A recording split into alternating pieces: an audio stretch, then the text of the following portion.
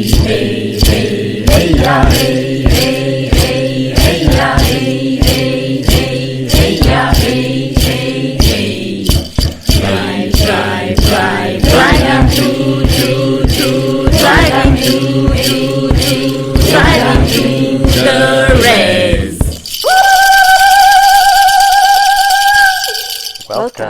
to another episode of Driving to the Res with your favorite hosts, Inelia and Larry. Woo! We're going to start with a quote this time. Okay. Yeah, because this is inspiring. Yes. Yeah. Gaia message. Actually, this is a message from our quote book. Our quote book. Yeah.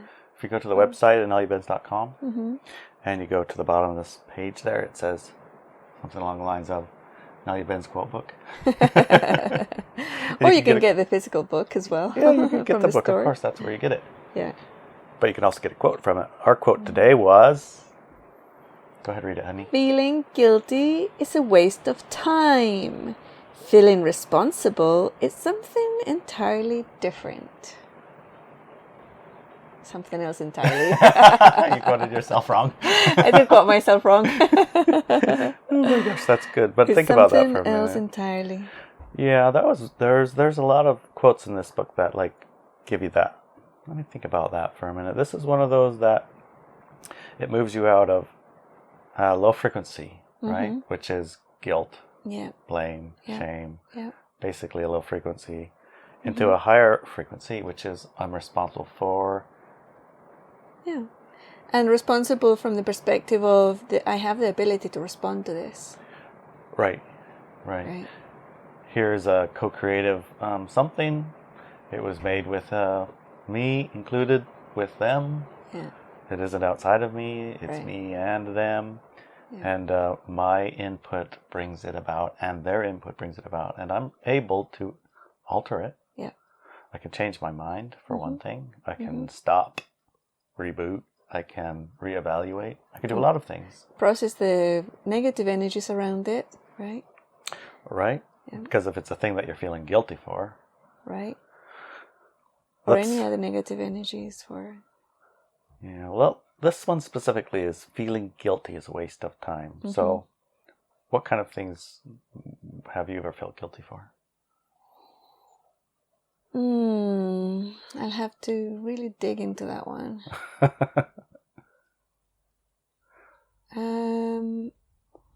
Thoughtlessness.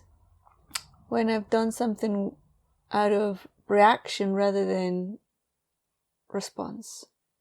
And then that hurts me or others.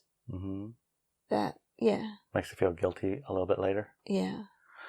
Like, and it's not like, oh no, I'm so sorry, blah, blah, blah. It's not that type of guilt kind of energy. It's more like, oh shoot. Yeah, like, oops. Dang it, oopsie. A little bit of oopsie. Yeah. Should have known better than doing that. I do know better than that. Yeah. So, looking at, well, what happened?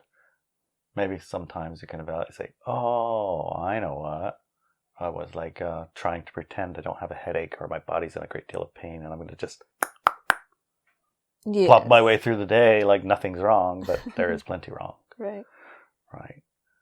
So how would you change it? You can change your mind. And not pretend it. Yeah. Not put on a front. Right. Stiff up a lip and all that. That's a good social program, right? I mean, it works for probably in 1889 or 1885 to create, if you're going to have, let's say, I don't know, a little kiosk in the mall. How about you make it about $250,000 worth of kiosk with ornate tumblers and elephants trouting and spouting water out the top of them through an endless fountain powered by nothing but, I guess, thought. You're talking about the International World Expo in Paris, aren't you? Jeez. 1889. It's absurd. Yeah, completely absurd. It is, yeah. Well, we have been looking at that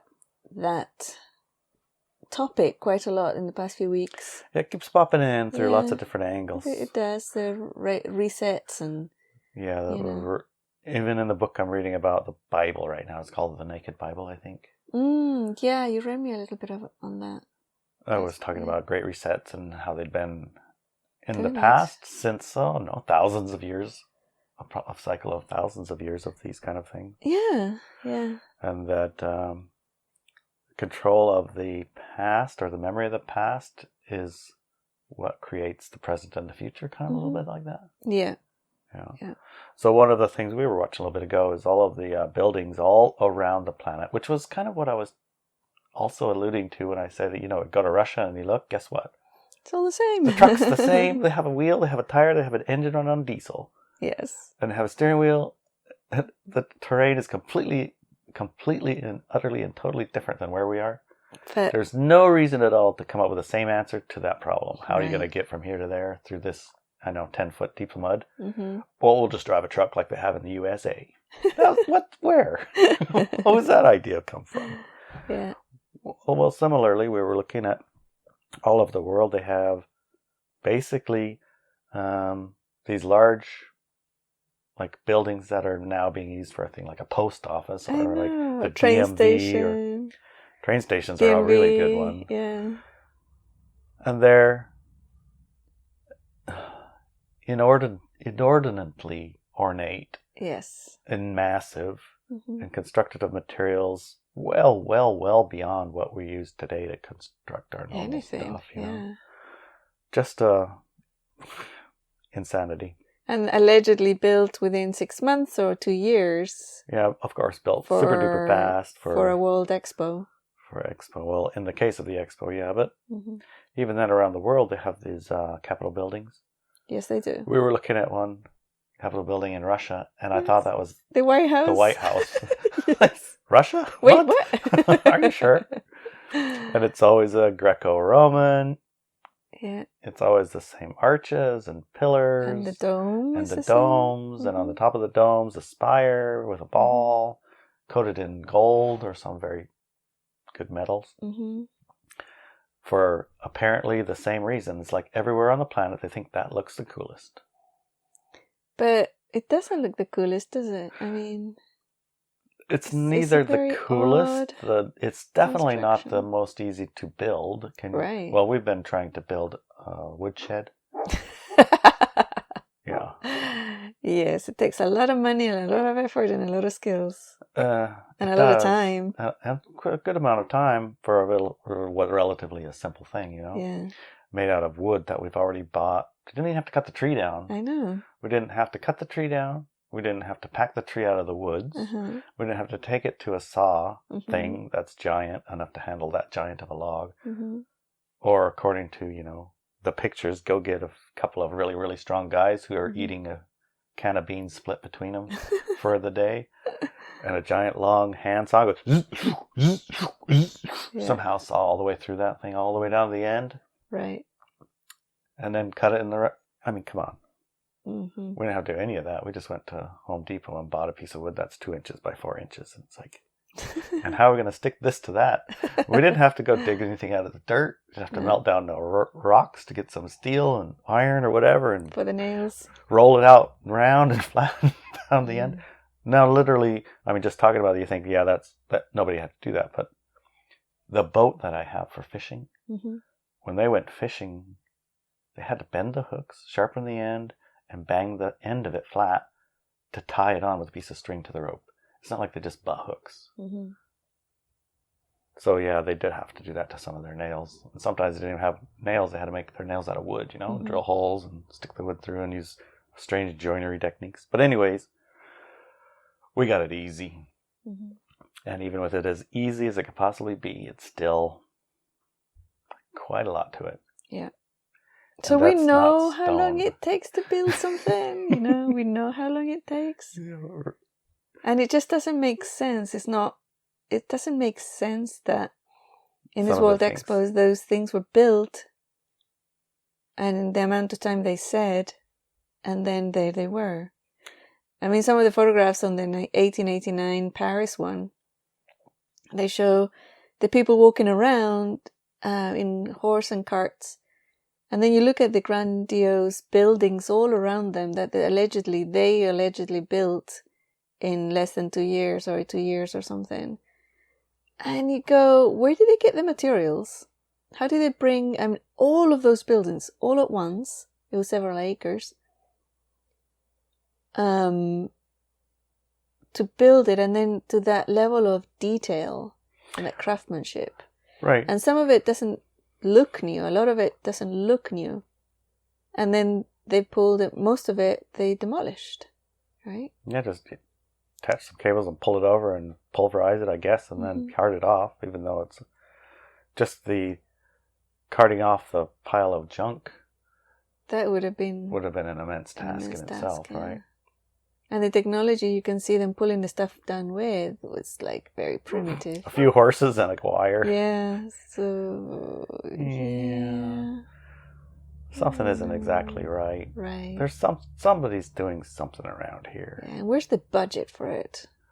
Well, that's one of the things, like the budget for it. So you go to the mall today, anywhere in the world, and in the middle of the mall, there's the little round things, glass cases with the watches in it, or to fix your iPhone in it, or whatever. And you look at the glass case and you say, yeah, that was probably, $100, $200 worth of cases, maybe $1,000 or $2,000 on the uppy side. Mm-hmm. And there's a chipboard and, yes. thin glass and tin, because it's built for it to be as cheap as possible, because you're selling shit in the middle of the mall. Right. So how much money are you going to spend on that? Mm-hmm.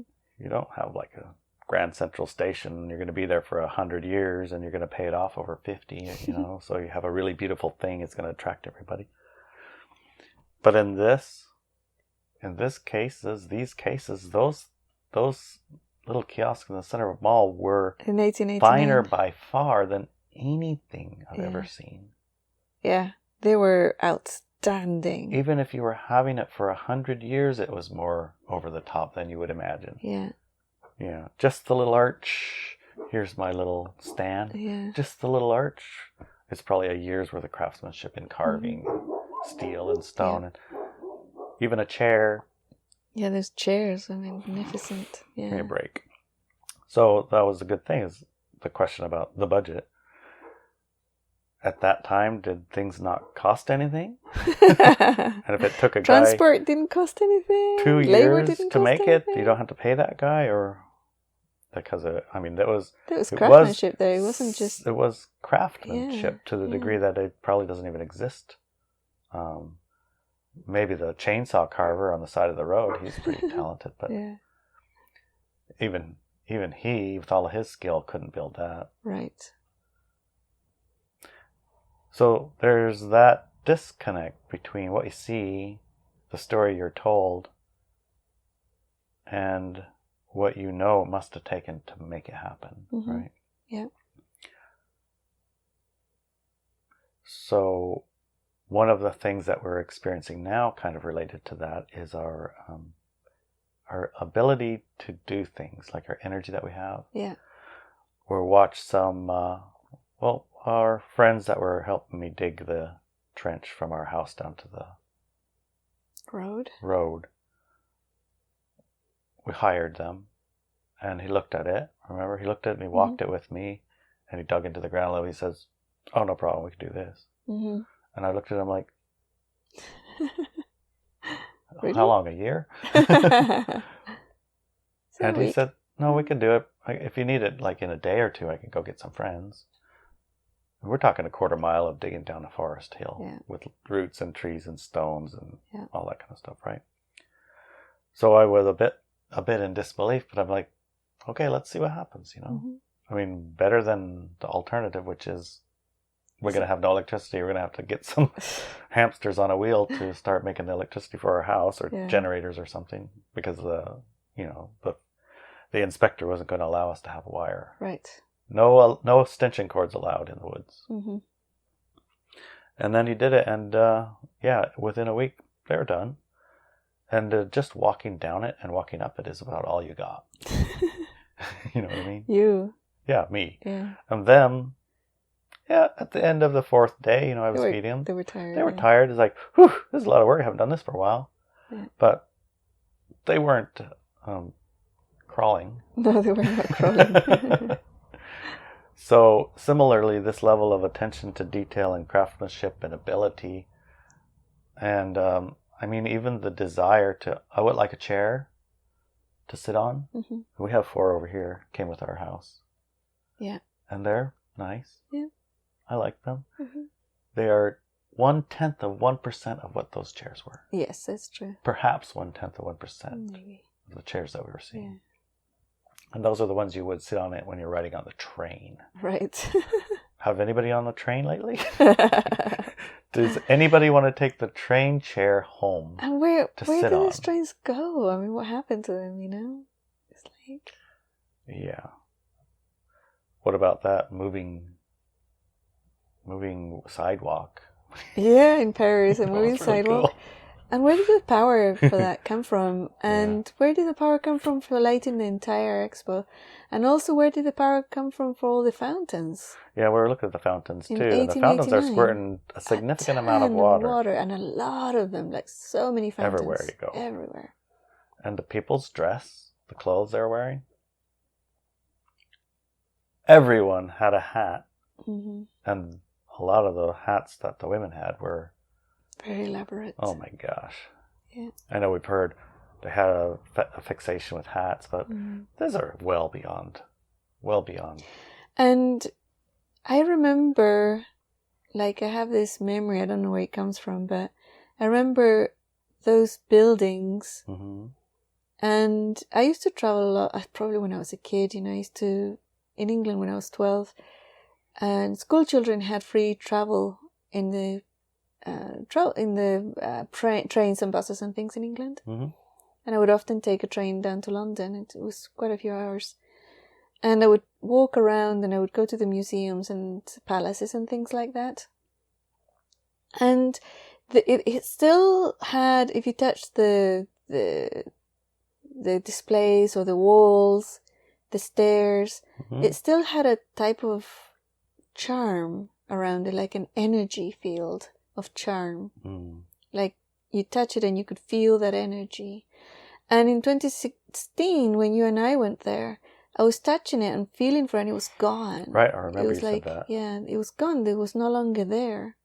The charm was gone. No longer tapped in or connected or linked. Something was gone and it was like, it felt cheap or like transient and not energized. It didn't feel luxurious or precious or anything like that. It just felt, you know, a bit of wood on the side of the road type thing, you know.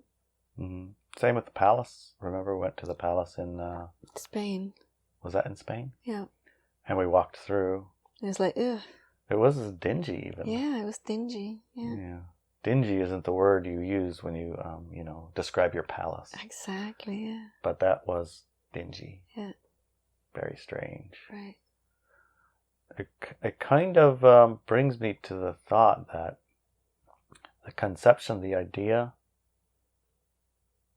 the very foundational idea we have for what the reality is off. Mm-hmm. Like how things come to be isn't like correct. Mm. That our memory of things, the memory of things that we've been raised with, somewhere it's like disjointed. Mm-hmm. So we carry along a set of limitations that, for instance here, if you want to build something, it goes this way, X, Y, Z. You go get this, you have it delivered, you screw it in this way, you put this stuff in there, you put this on the outside. That's how everything's built. That's the way you built it. And we know for sure, if you go to a different country, that set of instructions is different. Mm-hmm. Like in Spain, I was watching somebody build a house and it had to do with steel and concrete and these guys with cranes and things. And there's a big pallet full of bricks and stuff. Yeah. Stuff that you like, look now, and if that was delivered up to our yard right here, we'd be looking at it like, now what do we do with it? We don't even have the directions, you know. Right. Or that set of instructions that we just assume that's how you do it, even though we know there's other ways to do it. This is the way we do it around here. Right. That creates what we have around here. Mm-hmm. Everyone has around here. So similarly, when we think about building a chair or going to get a chair, we have an idea in our head as a longer set of instructions. In this place, we have you plant a whole bunch of the same trees and you cut them down before they have a chance to mature. Ship to China. And over there, they have some magic that doesn't matter how much it costs you to put it on a truck and drive it to the port and put it on the ship and then ship it all the way over there and unload it and take it to a factory that you built out of nothing. Somehow, that's cheaper than taking that wood and doing something with it here. You just ship it all the way over there. And then they build something like a chair out of it, mysteriously in a giant factory full of a mysterious number of people doing mysterious things. And then it comes back cheaper by a lot than what you could have built here with. That's how you get a chair. Mm. That's the created way that we have to get a stuff. And so the whole how you even make a chair's been kind of exported. We don't have the technology to make a chair. Mm. I mean, we can, and there are old world shops, and they make one chair a year or something. But they're not like shipping them to every Walmart in the U.S. And at the price that they would sell you their chair, it's not going to be, there's a money thing there, right? Mm-hmm. The money is the chi, the ability to do the energy. So the amount of chi you have available to pay for a chair is an inconsequential number. It's like, how much for a chair? $10, $20. How much for a toaster? How much is a toaster? $30 maybe? Yeah, $20, $30. Even conceiving of making a toaster. Us making a toaster? Us make a toaster from what we have around us. It's not going to look like a toaster. No, it's not. It's not going to even be made out of metal unless we found some to salvage off the beach off of something that's broken, right? Yeah. If we could go to a place that had metal and go get it, could we make the shape of our toaster over there very easily? No, I don't think so. No, it would take us a while. It would take us a while just to get one panel the right curve and shape to match, right? Yeah. I mean... And something to mold all the plastic as well. The plastic, yeah, we're going to have to work on that. Board, and the little lever and the spring. Do you recall we were watching the boy hook up three boat motors onto his little tiny dinghy? Yeah. Little 5-horse. 3 motors of 5-horse because he wanted to have a little version of the fancy $1 million Florida giant speedboats. Yeah. Just manufacturing the thing that makes it go into gear and out of gear. It even took him. He's like, wow, that took me a long time. Yeah. Yeah. So there isn't $20 worth of attention you could put into doing that toaster. No. You don't have that. So there's a line from chi energy, $20. How much that means to us, and toaster or any other item. We can't spend that much energy thought on it. Do you see what I'm trying to say? Like a disconnect, right? There's a disconnect between value and cost and energy and thought and doing ability. Mm-hmm. So to some degree, you're handicapped because, well, why would you spend any attention on toaster or manufacturing metal or plastic or toaster stuff when maybe for 15 minutes worth of thinking or maybe 5 minutes worth of thinking, you have more than enough money to buy 10 toasters? Mm-hmm. You wouldn't. Right. So similarly with the chair, some place in the world, I mean, imagine a chair was a throne for the king or the queen or the ruler or the executive. That's a probably expensive chair. And a lot of thought and time and process went into it, huh? Mm-hmm. And in people's houses, the thought for a chair, maybe it was more? What do you mean? Do you think? What I mean is, how much consideration do we give to the chair besides, does it look okay? Right. And not, that is the most amazing chair I've ever sat in my life. We don't give it that much attention. But it looks like in the 1800s, they did give it so much attention that it was like the only thing they thought about for a year or two is this chair and this arm of the chair and how I'm going to metal it around it. I mean, all of that. That took so much attention. Or it took the same amount for a culture or civilization that was so advanced that a very ornate and what would be impossible to build an expensive chair was as inconsequential as a chair is now. Yep. One or the other, right? One or the other. Yeah. Well, at any rate, it causes you to think. And if you aren't getting it, go look. That's one of the important things, is just go look at what there was. And then you make your own mind about how that goes. And then remember, there's a story about how that came that you can look up. And the story will satisfy you very surface-like. You'll say, oh, yeah, because they had like a entire different kind of society, and they had people that devoted their entire lives to building chairs. And they had a different system of education, it was mentors and mentoring. And so when you got born, if you got born to the chair maker, you're a chair maker forever. You can't ever think of anything but chairs. And your dad was a chair maker. Your dad's dad was a chair maker. Or maybe you're the fifth son, and the fifth sons always have to go to make chairs, or some story, And so you're like, oh, okay, that sounds quaint. That's why the chairs are so perfect. I don't think so. There's more to it. Yeah. Yeah, with that skill of that item, it's very interesting to look at. I remember some of the furniture in my grandparents' house, the Ahumada house in Chile. The furniture that they had brought with them from Spain, where their parents had, not them, was radically different to anything that was quote unquote modern.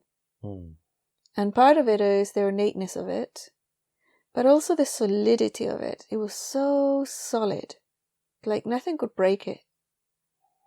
And it would last, right? It was pieces of furniture that would last you forever. And but it was so beautiful and so solid. It was insanely solid and beautiful. And then the other part that it reminds me of is when I was in Ecuador.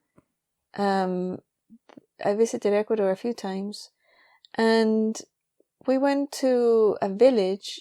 They still do the guild system that you can find in Spain also, that a whole city or town will do one craft.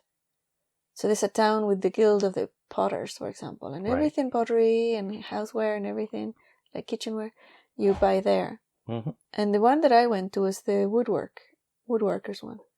And that's where you could find that level of craftsmanship.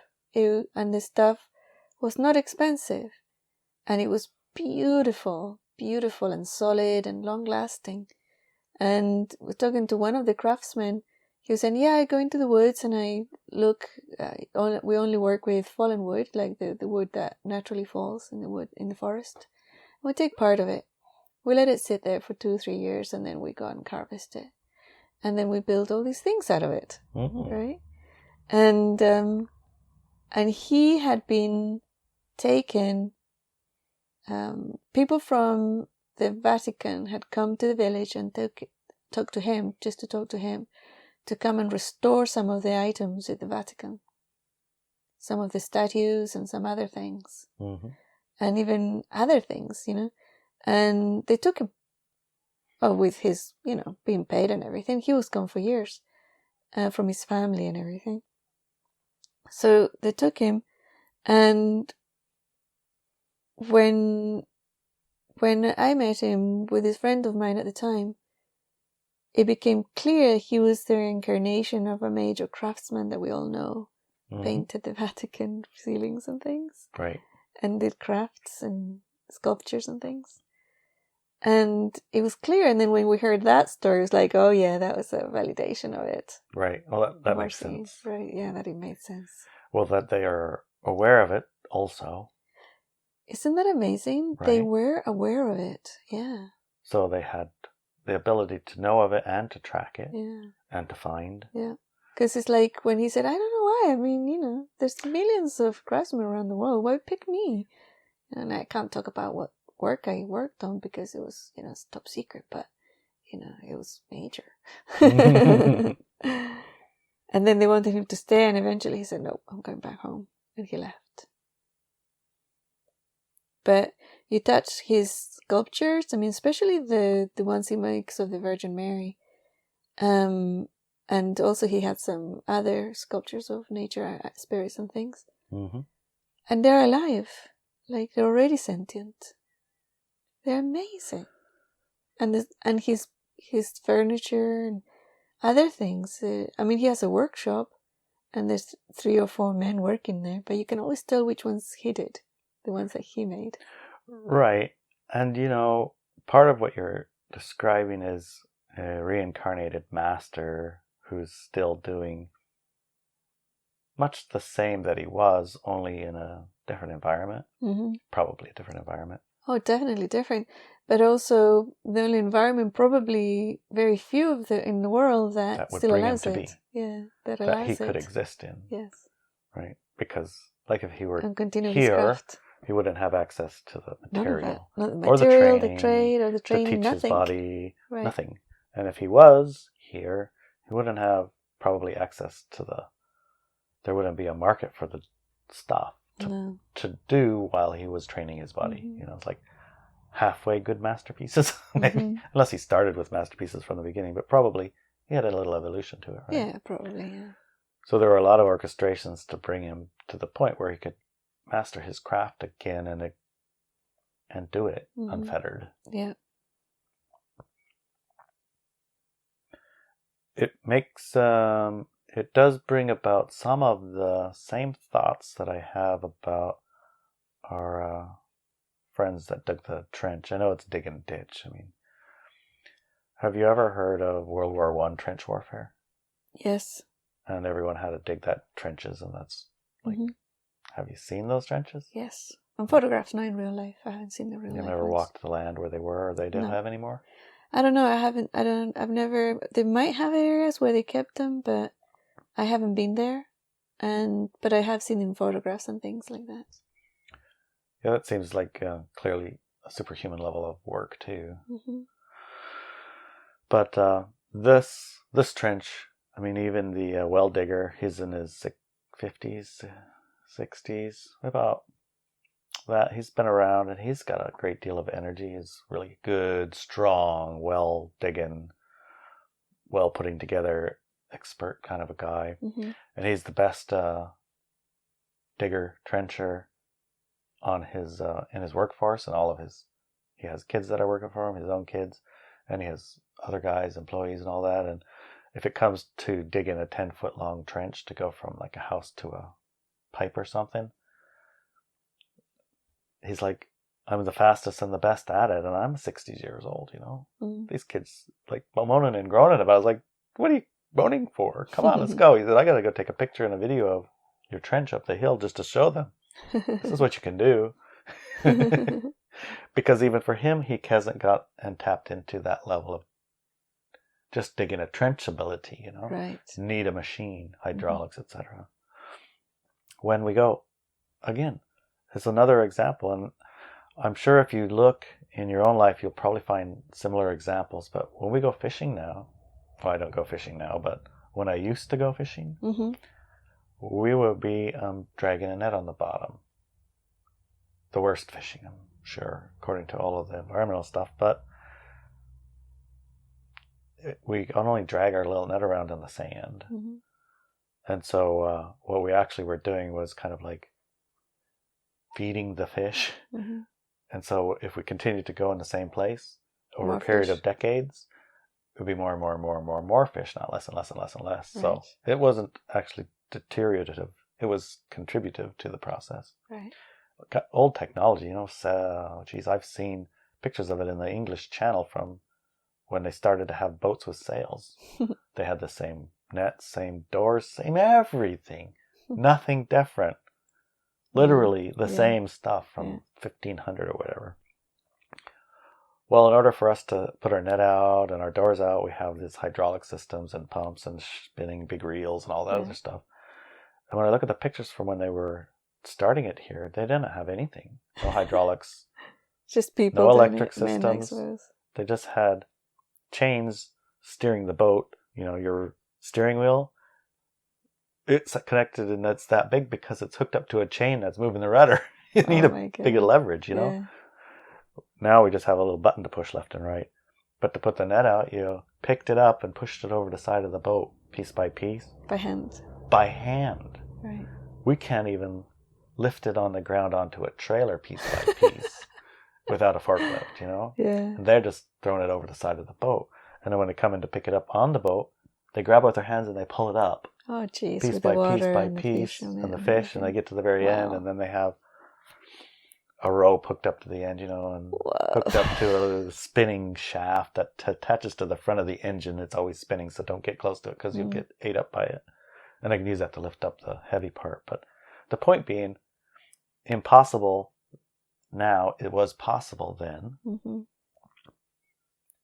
And an impossible trench isn't actually impossible. It's just impossible by my conception of what's possible. Right. I've been raised to know how much energy does a human body have and what can it do in a day. Right.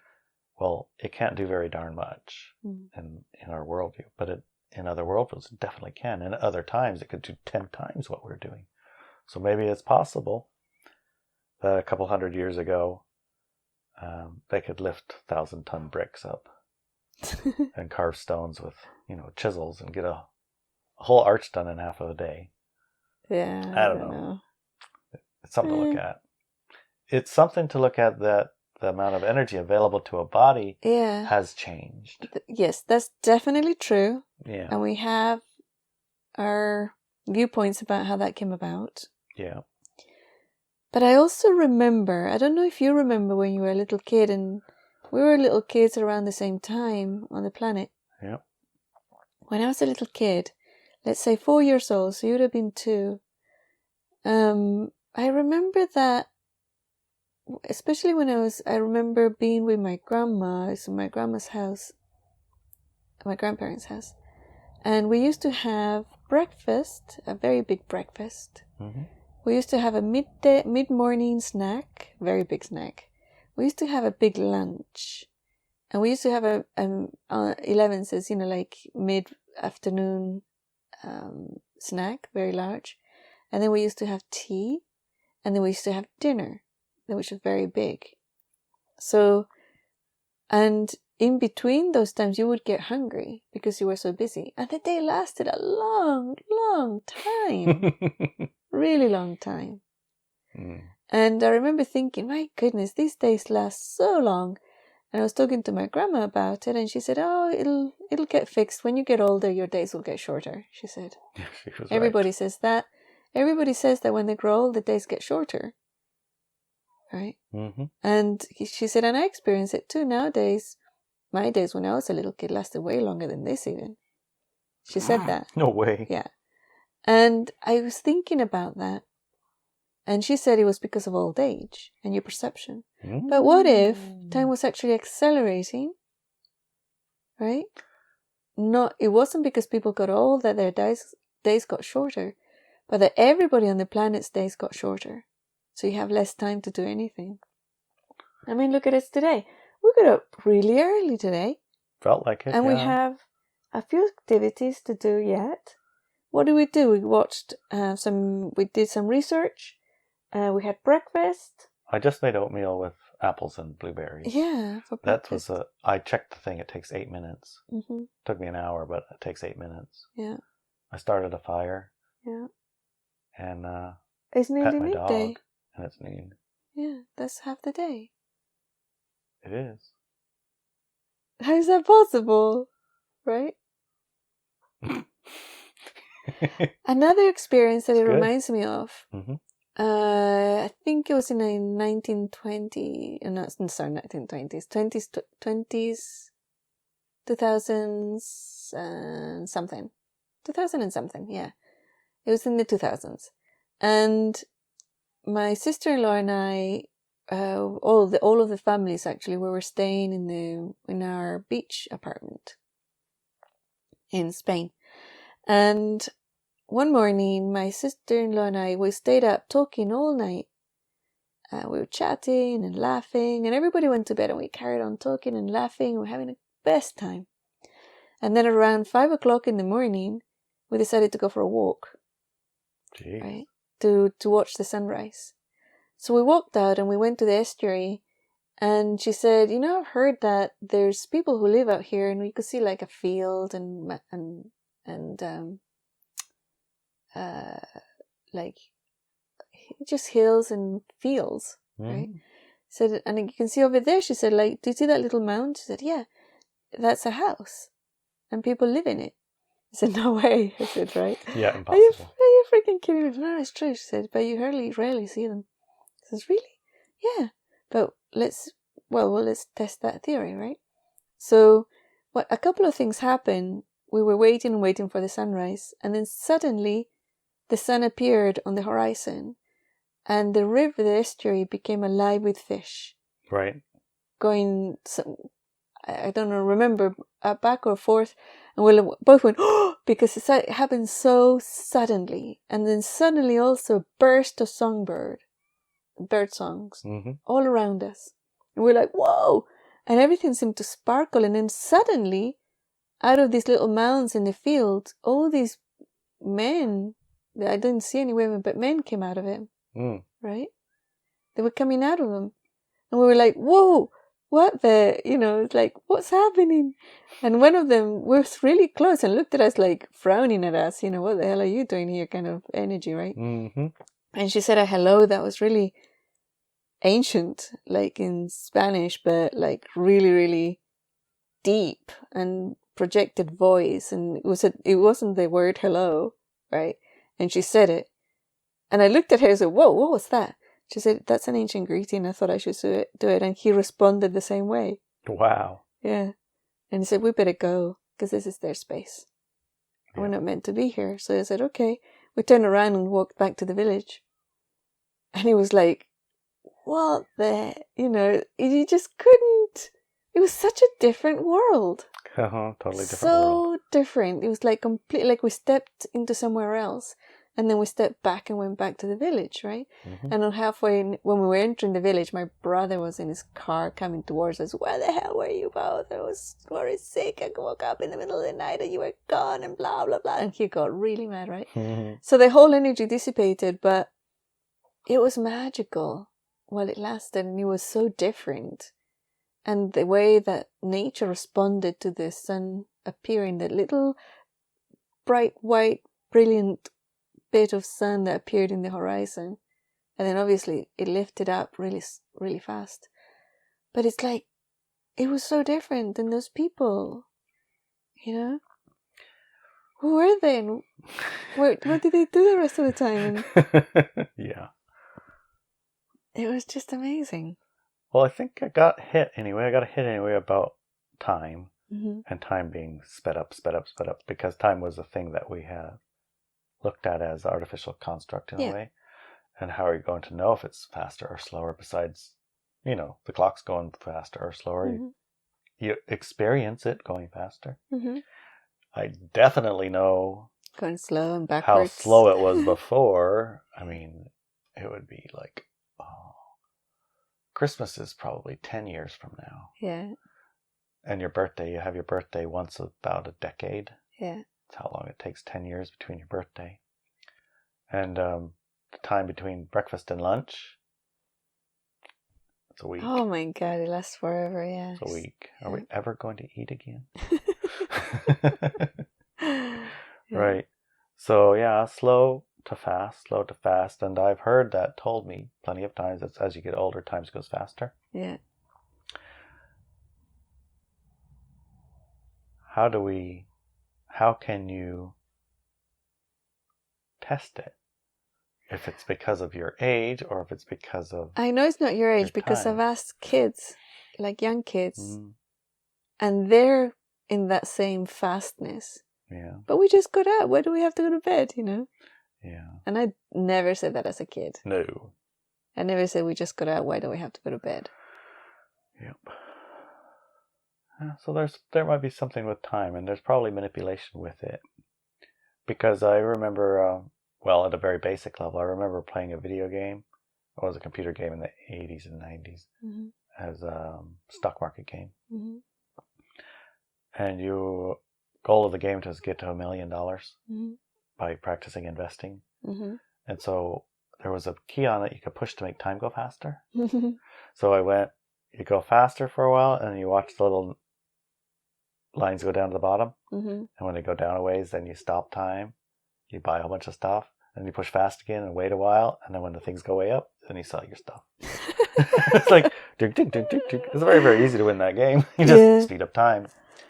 So along that same token, you know, if you had the ability to speed things up and slow things down and speed things up and slow things down through some technology, I could see why you would do it. Because it's really boring waiting for the line to go up. Yeah. So that line is, you know, a representation of energy, available energy. And maybe the availability of energy for stuff is variable also, you know. I think there's stuff to look at there. So maybe those 2 years they took to build those things in the 1800s for us would be equivalent of 20 years, right? Yeah, slow the time down, build all the stuff. 40 years. Yeah, maybe. I know that there is a what is it? A church. Not a church. What are the big ones? Cathedral. Cathedral. It's a cathedral in Spain that was never finished when it was started, right? I remember. And it's still not finished. Still not finished. Right? That, the Holy Family one in Barcelona. Yep. By that famous architect. It's still not finished. And it's like, how many, 100 years now? Or I don't know how long it's been. But it's still not finished. It's almost like suddenly the thing took over, the other thing took over, and you can't finish it now. Yeah, or maybe. It used to take 2 years to build something, now it doesn't finish. Doesn't finish. But the thing we were told about all these cathedrals was that it took generations, right? 200 or 300 years to build them. But the Expo, World Expo things are just as ornate and massive and bigger, actually bigger than any cathedral on the planet. Yep. And they took 2 years? Really? It doesn't, I don't think something isn't computing, right? No, it doesn't compute. Yeah. It does not compute. Well, we will be continuing to look. Yes.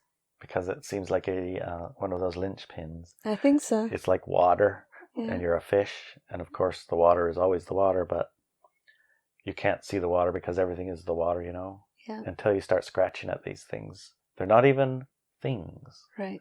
So now that we're scratching at it, you know what you don't even know that you don't know is basically part of what we're scratching up against. Right, and right. It has to do with the nature of reality and how malleable it is.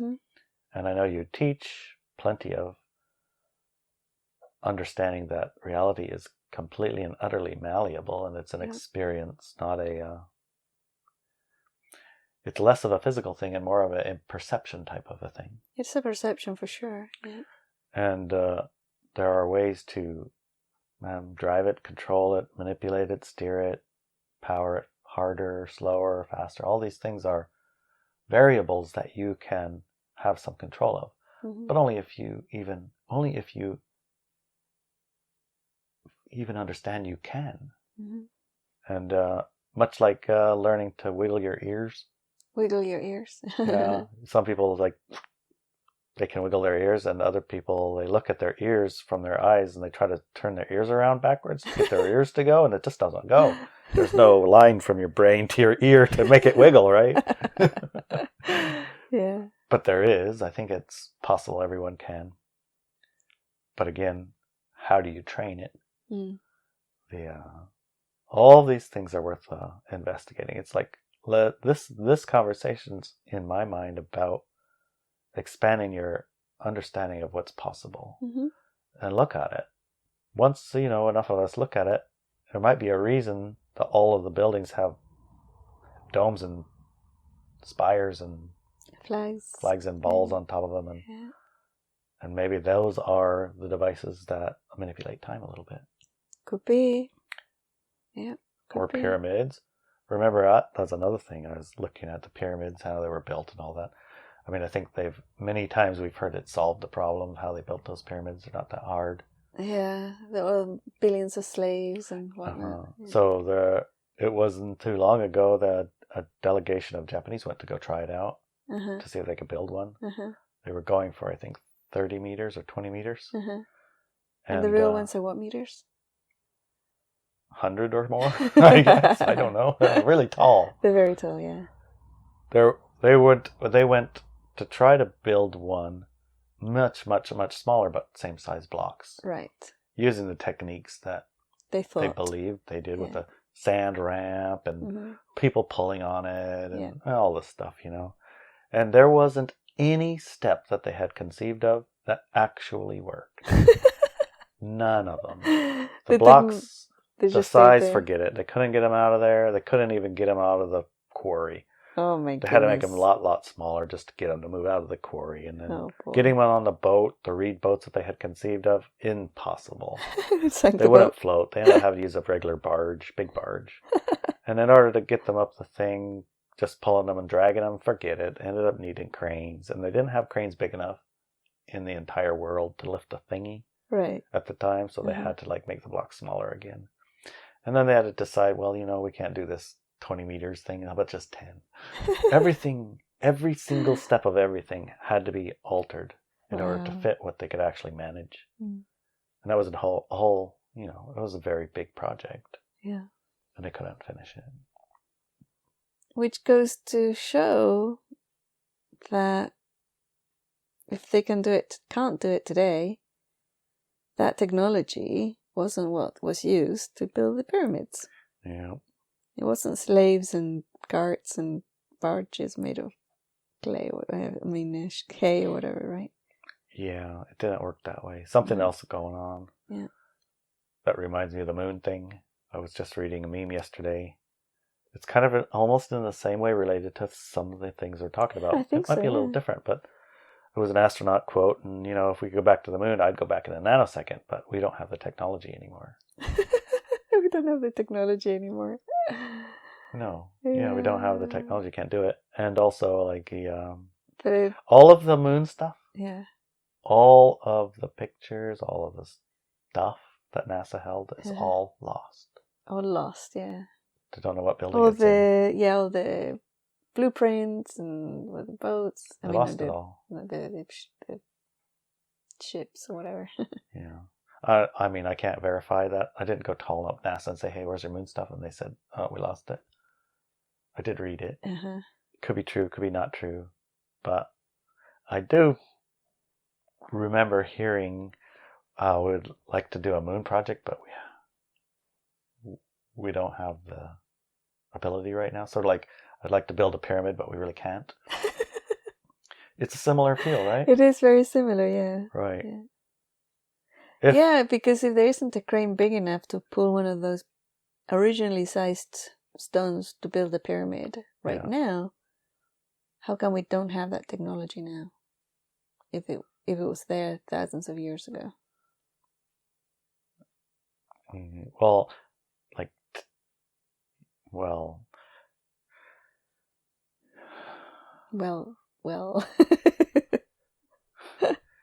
if you can, I don't know. Yes. Well, what else have we forgotten, huh? Yeah, what else have we forgotten? But how much, when we ask about something, like, I would like a stone arch, entryway onto our hill house. Okay. I would like gargoyles on the corners. And I would like water squirting with some lights, floodlights that goes in the water and changes color. Kind of like, Vegas. And I would like, at the top, maybe a 30-foot tall gold statue of Archangel Gabriel.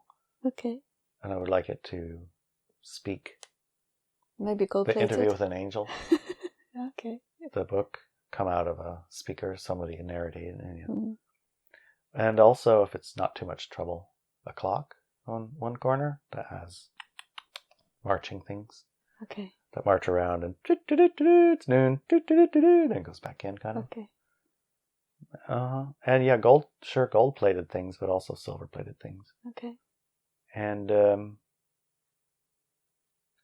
let's see, marble, but don't use the marble over here. Can we get some marble from, the other side of the planet, please? Italy? Sure. Okay. Sure. All right. I'd like it, next week. Next week, or at least next month. I'm not going to wait forever. Right, exactly. How much would it cost? Right. And can you do it? The answer we would clearly get is the amount of money is irrelevant because there isn't enough money to pay for what it is that you're asking for. You can't get it. Mm-hmm. So there's something that needs looked at. Yes, definitely. So will you look? Look at it? Yeah. Yeah, we should look at it. So when we say look at it, we're not like an island. Mm-hmm. We would look at it. I would like other people in our, like you're listening to this, look at it too. And when you say look at it, what do you mean by look at it? You mean me? Sure. Oh, what do you mean you? Uh-huh. And anybody else who's listening? When we say look at it, what do you mean look at it? What do you mean by that? To me, it feels like become aware of it, first of all. Okay. And see that it's interesting. And see that it's interesting. Yeah. Mm-hmm. I'm aware and I'm interesting. And then put your focus on it. Be interested. Yeah. And be willing and open to receive information, data, and facts, hints, whatever's from the larger environment and yourself too. So allow it to hold your interest and allow information to come, however it is. Mm-hmm. And go out and actively search for information too. You will have tools, right? Like the internet, we can also research there, right? And have a look at as many viewpoints about it as you possibly can. And as you see the viewpoints, you can truth it. Use a truthing exercise from the truthing class at ineliabenz.com and see which ones resonate as, this is close, or these this are is accurate. This is accurate. Here's a thing to look at. Here's a thing to follow up more on. Yeah. And I wonder what tools you can use to help it stay in your awareness long enough to get to an answer without having other things like, oh my God, you know what's so important? I really got to go wash the camper, honey. Yes, I don't have time for looking at this. Oh yes, tons of times. So what kind of things can help you remember to place it on? Hey, that's right. That's an interesting thing to look at. It's shrouded in mystery. It's shrouded in obfuscation, and it's shrouded in your interest will be redirected. Oh yeah, definitely, yeah. Right. Yeah. So acknowledge that from the start, and then apply yourself for a week at least, right?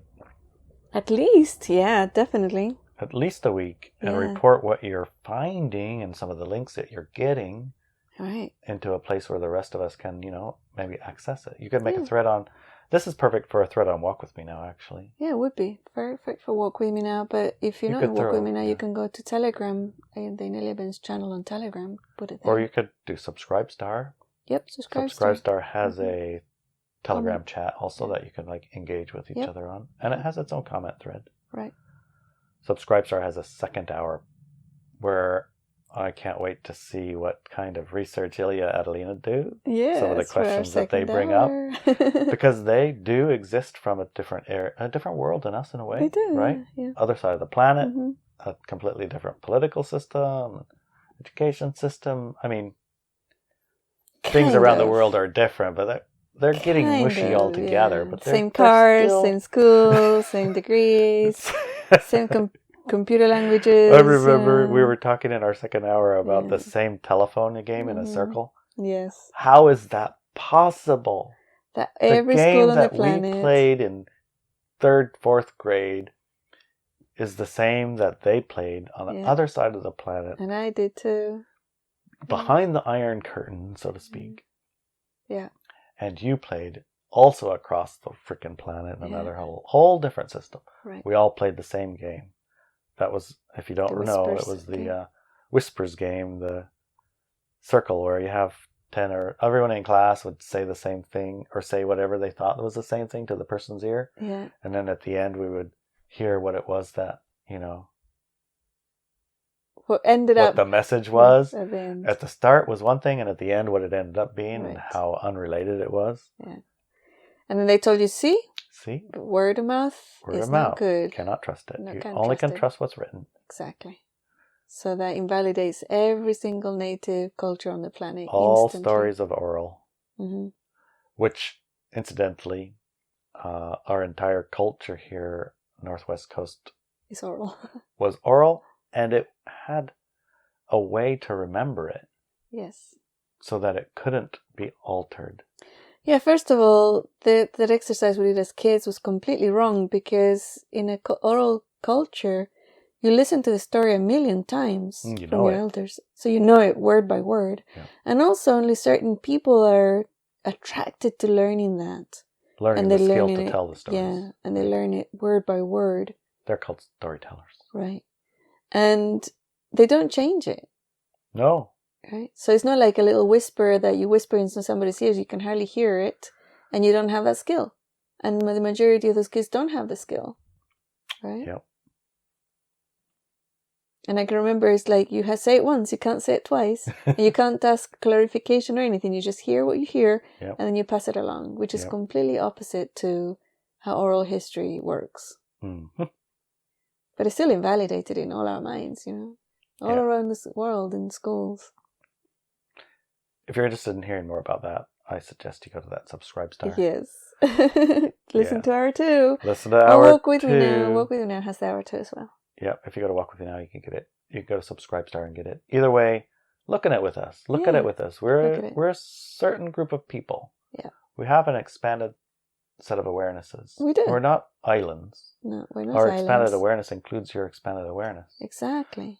You're not alone, Mm-hmm. and we aren't either. So let's look at this together and figure it out. Yeah. Do you remember what it was we were looking at together, honey?